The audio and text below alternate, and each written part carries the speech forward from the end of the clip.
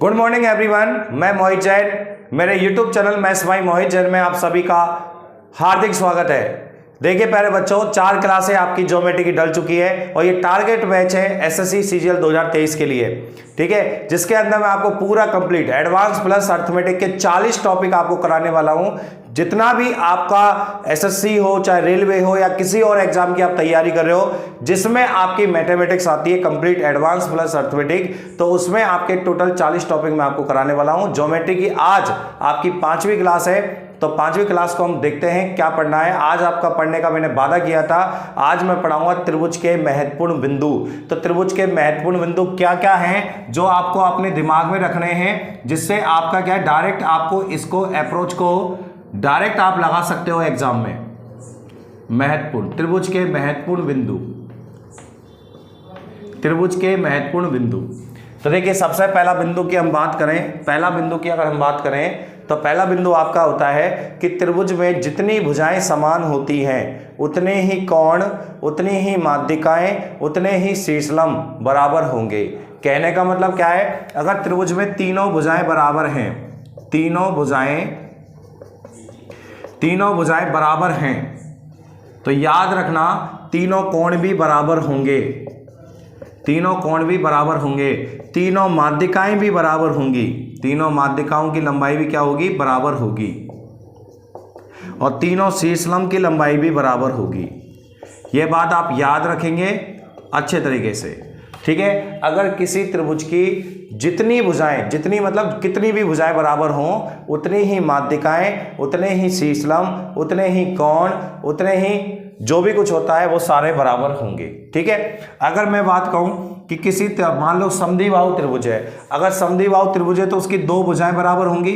अगर 2 भुजाएं बराबर हैं, 2 भुजाएं बराबर है तो 2 ही कोण बराबर होंगे, 2 ही कोण बराबर होंगे, और 2 ही माध्यिकाएं बराबर होंगी, माध्यिकाएं बराबर होंगी, 2 ही शीर्षलंब बराबर होंगे, 2 ही शीर्षलंब बराबर होंगे, याद रखना, ठीक है, बराबर होंगे। आपको ये नोट डाल के लिखना है पहला पॉइंट कि त्रिभुज में जितनी भुजाएं बराबर होती है उतने ही कोण, कौमा माध्यिका, कौमा शीर्षलंब, कौमा ऊंचाई बराबर होंगे, ठीक है। अब पहला पॉइंट क्लियर है। आप बताओ तीनों भुजाएं बराबर हैं, मान लो आपको पता है समबाहु त्रिभुज होता है, समबाहु त्रिभुज की तीनों भुजाएं बराबर होती हैं तो तीनों कोण भी बराबर होंगे, तीनों माध्यिकाओं की लंबाई भी बराबर होगी, तीनों शीर्षलंब की लंबाई भी बराबर होगी। अगर किसी त्रिभुज की 2 भुजाएं बराबर है तो 2 ही कोण बराबर होंगे, 2 ही माध्यिकाएं बराबर होंगी, 2 ही शीर्षलंब बराबर होंगे। ध्यान रखना, इसमें एक और पॉइंट भी जोड़ लेना, तीनों बहिर्वृत्त की त्रिज्या भी बराबर होगी, बहिर्वृत्त की त्रिज्या।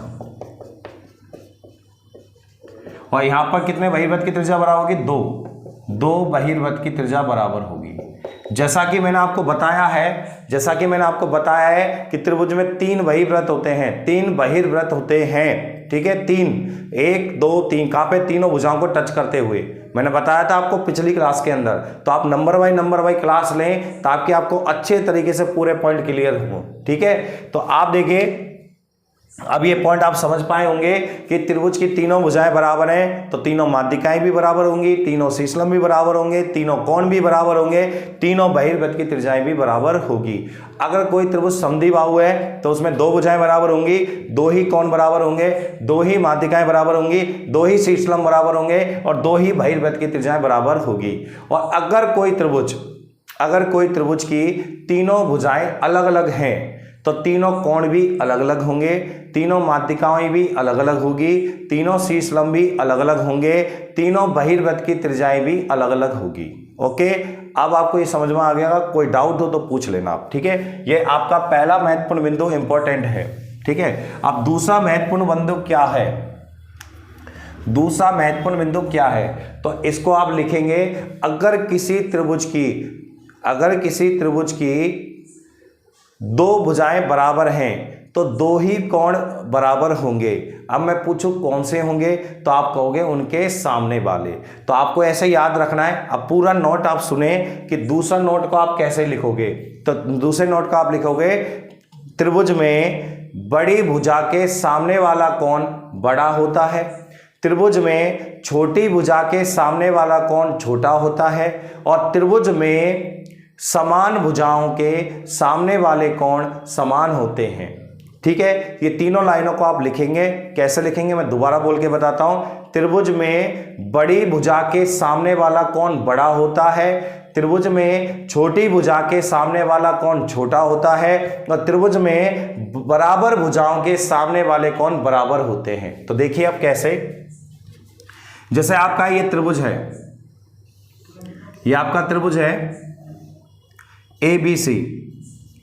अगर मैं आपसे कहूं ये आपका सबसे बड़ा कोण है, सबसे बड़ा कोण है मान लो 90 डिग्री है, ये मान लीजिए आपका 60 डिग्री है और ये आपका 30 डिग्री है। अगर ये सबसे छोटा कोण है, अगर ये सबसे छोटा कोण है, सबसे छोटा कोण यही तो है, ओके। सबसे छोटा कोण कौन सा है?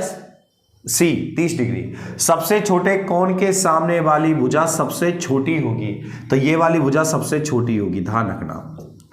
और इन तीनों कोणों में सबसे बड़ा कौन सा है? 90, तो इसके सामने वाली भुजा सबसे बड़ी होगी, ओके।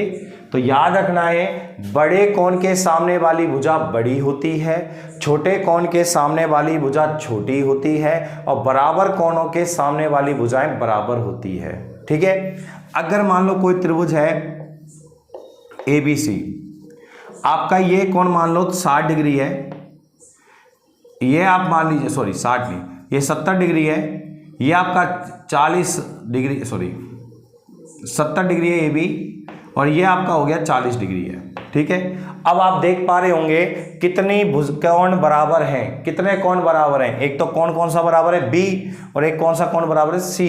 दो कोण बराबर हैं तो ध्यान रखना उनके सामने वाली भुजाएं भी बराबर होगी, उनके सामने वाली भुजाएं भी क्या होंगी? बराबर। तो इसके सामने वाली भुजा कौन सी होगी? AC, और इसके सामने वाली भुजा कौन सी होगी? AB। तो इन दोनों भुजाओं की लंबाई बराबर होगी। अगर ये भुजा X है तो बेटा ये भी क्या होगी? X। तो कुल मिला के बात है कि अगर कोई कोण छोटा है तो उसके सामने वाली भुजा छोटी होगी, अगर कोई कोण बड़ा है तो उसके सामने वाली भुजा बड़ी होगी, और अगर कोण बराबर है तो उनके सामने वाली भुजाएं भी क्या होंगी? बराबर होंगी। ठीक है, बराबर होगी, ओके। अब आप देख रहे हैं जैसे ये वाला त्रिभुज, इसमें सबसे बड़ा कोण कौन सा है? 90, तो इसके सामने वाली भुजा सबसे बड़ी होगी। और इसमें सबसे छोटा कोण कौन सा है? छोटा, 30 है, तो इसके सामने वाली भुजा सबसे छोटी होगी। बस आपको इतना याद रखना है, बड़े कोण के सामने वाली भुजा बड़ी, छोटे कोण के सामने वाली भुजा छोटी, और बराबर कोणों के सामने वाली भुजाएं बराबर होती है, बस। ठीक है, अब मैं आगे बढ़ता हूं, और इसमें अगर फिर भी कोई डाउट है कि गुरुजी ये सामने वाली क्यों होती है, तो ये भी मैं आपको प्रैक्टिकली समझा देता हूं। जैसे आप समझिए ये कोण मान लीजिए, पहले आपका ये ऐसे कोण था, ये कोण था मान लो, है ना, ऐसे था, तो आपकी यही तो आएगी भुजा, इसके सामने वाली यही तो आएगी। अगर मान लो इस कोण को मैं बड़ा कर दूं, अगर मैंने इस कोण को बड़ा कर दिया, ऐसे ये लीजिए बड़ा कर दिया, तो मुझे बताइए कौन बड़ा हो गया, तो देखो इस सामने वाली भुजा भी क्या हो गई? बड़ी हो गई। सही है, तो कुल मिला के बात है कि जो ये कोण है ना, और ये कोण है और ये भुजा है, ये आपस में जुड़ी हुई हैं। जुड़ी हुई कैसे है? अगर ये कोण छोटा होगा तो ये भुजा छोटी होगी, अगर ये कोण बड़ा हो गया तो भुजा भी क्या हो गई? बड़ी हो गई। अगर कोण को और छोटा कर दिया तो भुजा छोटी हो जाएगी, और अगर कोण को बड़ा कर दिया तो ये भुजा भी क्या हो जाएगी? बड़ी हो जाएगी। तो आप मुझे एक बार बताइए, इस कोण से किस भुजा पर फर्क पड़ रहा है? तो आप कहोगे सामने वाली भुजा पर फर्क पड़ रहा है। अगर ये कोण बड़ा हो रहा है तो भुजा भी बड़ी हो रही है, अगर ये कोण छोटा है तो भुजा भी क्या हो रही है? छोटी हो रही है। तो कुल मिला के बाद याद रखना, बड़े कोण के सामने वाली भुजा बड़ी, छोटे कोण के सामने वाली भुजा छोटी, और बराबर कोणों के सामने वाली भुजाएं बराबर होती है। ठीक है, ये महत्वपूर्ण बिंदु बहुत जरूरी हैं। अब जैसे आपके एग्जाम में आ जाएगा छोटा सा सवाल कि ये एक त्रिभुज है, इसका ये कोण आपका 50 डिग्री है, ये वाला कोण 60 डिग्री है, और ये वाला कोण 70 डिग्री है। ठीक है, ये 50, ये 60, ये 70। तो आपसे पूछेगा तीनों भुजाओं को आरोही क्रम में जमाएं या अवरोही क्रम में जमाएं। ठीक है, अवरोही या आरोही में पूछ सकता है। तो आप मुझे बताओ सबसे छोटा कोण कौन सा है? सबसे छोटा कोण है 50, तो इसके सामने वाली भुजा क्या होगी? सबसे छोटी होगी, तो सबसे छोटी होगी BC। ठीक है। फिर बताओ इससे बड़ी कौन सा कोण है, इससे बड़ा कौन कौन सा है 60, तो इसके सामने वाली भुजा कौन सी है AC, तो अगले नंबर पे होगी AC बड़ी होगी, ध्यान रखना। और सबसे बड़ा कौन कौन सा है 70, तो इसके सामने वाली भुजा सबसे बड़ी होगी कौन सी AB सबसे बड़ी होगी, ठीक है। तो तीनों भुजाओं में सबसे बड़ी कौन सी होगी AB, तीनों भुजाओं में सबसे छोटी कौन सी होगी BC, और बीच वाली कौन सी होगी AC। तो ये आपको जहां भी दिखे ऑप्शन में आप आंसर करके आएंगे। तो याद रखना, बड़े कोण के सामने वाली भुजा बड़ी, छोटे कोण के सामने वाली भुजा छोटी, और बराबर कोणों के सामने वाली भुजाएं बराबर होती हैं। अब और देखिए बच्चों, जैसे आपका ये त्रिभुज है ABC, ये वाला कोण 80 है मान लो, ये वाला कोण भी 80 है, 80 80 160 हो गए, तो ये 20 बचा। अब आपको बोला तीनों भुजाओं के बारे में बताओ, तीनों भुजाओं के बारे में बताओ तीनों भुजाओं में बड़ी कौन सी है, छोटी कौन सी है, आपको बतानी है। तो आप मुझे बताइए सबसे छोटी भुजा कौन सी है, सबसे छोटी, तो सबसे छोटा कोण ये है, ये है, ये है, तो सबसे छोटा कौन है 20, तो सबसे छोटा कौन है, तो इसके सामने वाली भुजा क्या होगी, सबसे छोटी होगी, तो सबसे छोटी कौन सी होगी BC सबसे छोटी होगी, ठीक है। और ये दोनों कोण आपस में क्या है, बराबर, तो मैंने कहा था बराबर कोणों के सामने वाली भुजाएं बराबर होती हैं। तो इसके सामने वाला कोण बताओ, इसके सामने वाला कोण है AC, और इसके सामने वाला कोण कौन सा है AB, तो AB, ये आपस में क्या होंगी, बराबर होंगी। तो ये दोनों भुजाएं तो बराबर होंगी, ठीक है। कौन सी है 80 के सामने वाली, 80 के सामने वाली, ये बराबर होंगी। और इन तीनों में सबसे छोटी कौन सी होगी, जो 20 के सामने होगी, कौन सी BC, ओके। तो आपको ये याद रखना है, ये आपका रिलेशन आएगा तीनों भुजाओं में, ठीक है। अब अगर आपको कोई डाउट है तो पूछ लीजिए। और अगर मान लो ऐसे आ जाए, ये त्रिभुज है, ये कोण 60, ये कोण भी 60 और ये कोण भी 60, तीनों कोण आपस में क्या है, बराबर, और तीनों कोण अगर बराबर हैं तो तीनों भुजाएं भी बराबर होंगी। तो सीधा है AB बराबर BC बराबर CA, तीनों भुजाएं भी बराबर होगी। ओके बच्चों, कोई भी डाउट आए आप तुरंत पूछ लें, आप मेरे को कमेंट कर दें अगर कोई भी डाउट आए आपको, ठीक है। बाकी मैं देखिए पहले ही आपको सारे एक एक पॉइंट क्लियर करके चल रहा हूँ, उदाहरण देते हुए चल रहा हूँ। नेक्स्ट नंबर की बात करें अगर हम, नेक्स्ट की त्रिभुज का महत्वपूर्ण बिंदु। अभी देखिए महत्वपूर्ण बिंदु चल रहे हैं, छोटे छोटे पॉइंट हैं, बाद में एग्जाम में बड़े हो जाएंगे, आपके लिए समस्या खड़ी करेंगे। तो ये छोटे छोटे पॉइंटों को मैं लेते हुए चलूंगा, आगे बढ़ूंगा। नेक्स्ट देखिए इसके अंदर, अगर नेक्स्ट नंबर की अपन बात करें, नेक्स्ट पॉइंट आपका तीसरा नंबर का पॉइंट, ठीक है। 2 पॉइंट मैं बता चुका हूं। पहला पॉइंट बताया त्रिभुज में जितनी भुजाएं बराबर होती हैं उतने ही कोण, उतनी ही माध्यिकाएं, उतने ही शीर्षलंब, उतनी ही बहिर्वृत्त की त्रिज्याएं बराबर होगी। और अगर किसी त्रिभुज में बड़े कोण के सामने वाली भुजा बड़ी होगी, छोटे कोण के सामने वाली भुजा छोटी होगी, और बराबर कोणों के सामने वाली भुजाएं बराबर होंगी। बस ये बताया आपको अभी तक। तीसरा पॉइंट मैं आपको बता रहा हूं जो महत्वपूर्ण है, ये भी याद रखना ये बात। ये थोड़ा सा आपको अटपटा लगेगा सुनने में, तो याद रखना है, लेकिन आपको ये त्रिभुज ABC में, ये त्रिभुज ABC है। अगर मान लीजिए ये वाली भुजा आपकी 5 है, ये वाली भुजा आपकी 6 है, और ये वाली भुजा क्या है 7 है, तो इस तीनों में सबसे बड़ी भुजा कौन सी है 7, सबसे बड़ी भुजा 7 है। अब आपने क्या करा, तीनों लंब खींचे, तीनों क्या खींचे, लंब। यहां से लंब खींचा, इसका नाम H1 है। ये लंब खींचा आपने, इसका नाम H2 है। ये लंब खींचा आपने, इसका नाम H3 है। सही है, तीनों लंब हैं। अब आपसे एग्जाम में क्या पूछेगा, त्रिभुज की तीनों भुजाएं दे दी आपको, अब बोलेगा बताओ तीनों लंबों में सबसे बड़ा लंब कौन सा होगा, और सबसे छोटा लंब कौन सा होगा, और बीच वाला लंब कौन सा होगा। मतलब कुल मिला के बात है, लंबों की जो लंबाई है उनको आरोही क्रम में जमाना है। तो अब मुझे बताइए, अब आपको यहाँ पर एक नोट लिखना है, वो याद करेंगे सभी बच्चे मेरे साथ, याद करेंगे, लिखेंगे भी। आप नोट्स बनाते जाएं, लिखें। त्रिभुज में बड़ी भुजा पर, सबसे बड़ी भुजा पर, ढंग से सुनना, त्रिभुज में सबसे बड़ी भुजा पर डाला गया लंब सबसे छोटा होता है।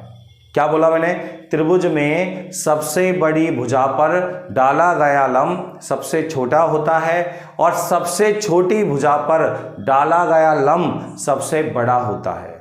उल्टा होता है यहां पर, ध्यान रखना।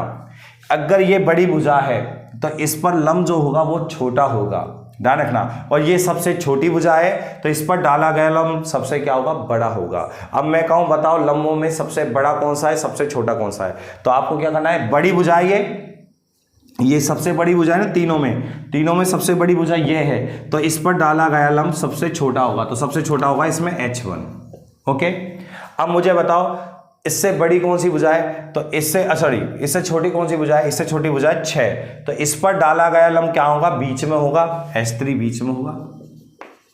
और बताइए सबसे छोटी भुजा कौन सी है, तो सबसे छोटी भुजा है 5, तो सबसे छोटी भुजा पर डाला गया लंब सबसे क्या होगा, बड़ा होगा, तो सबसे बड़ा लंब होगा H2, तो इसमें H2 लंब सबसे बड़ा होगा और H1 लंब सबसे छोटा होगा और H3 कहाँ होगा, बीच में होगा।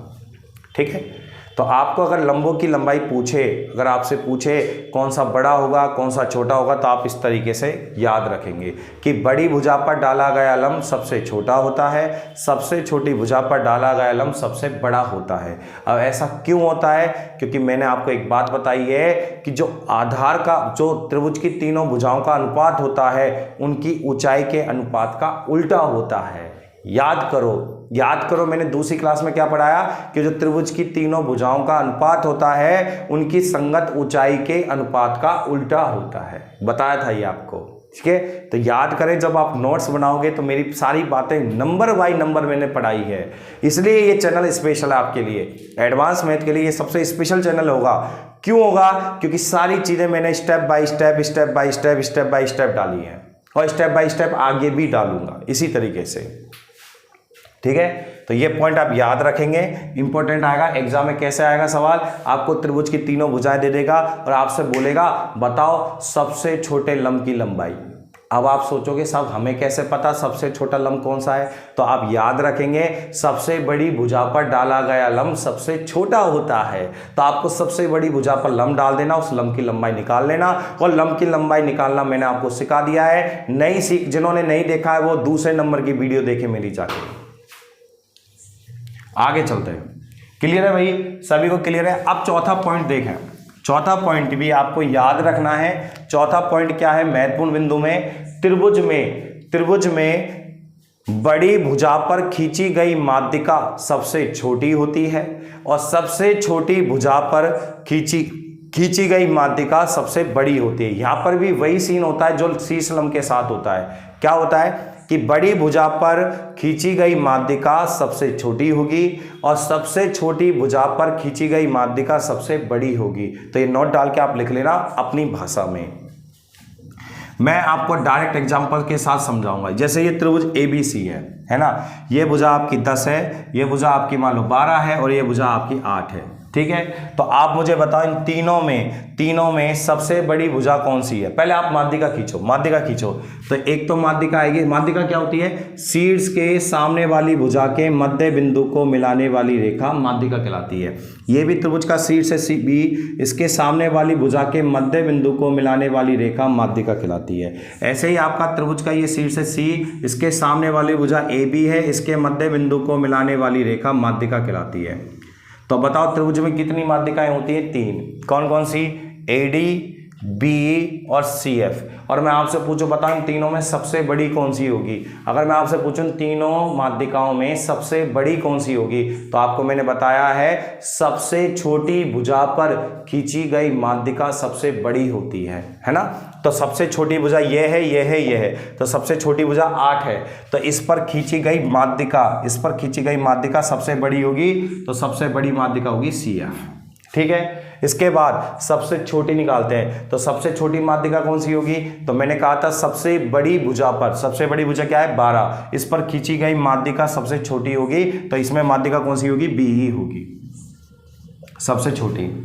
और बची कौन सी आपकी AD आपकी बीच की होगी। सही है, तो इसमें सबसे छोटी BE होगी और सबसे बड़ी क्या होगी, CF होगी। याद रखना, सही है।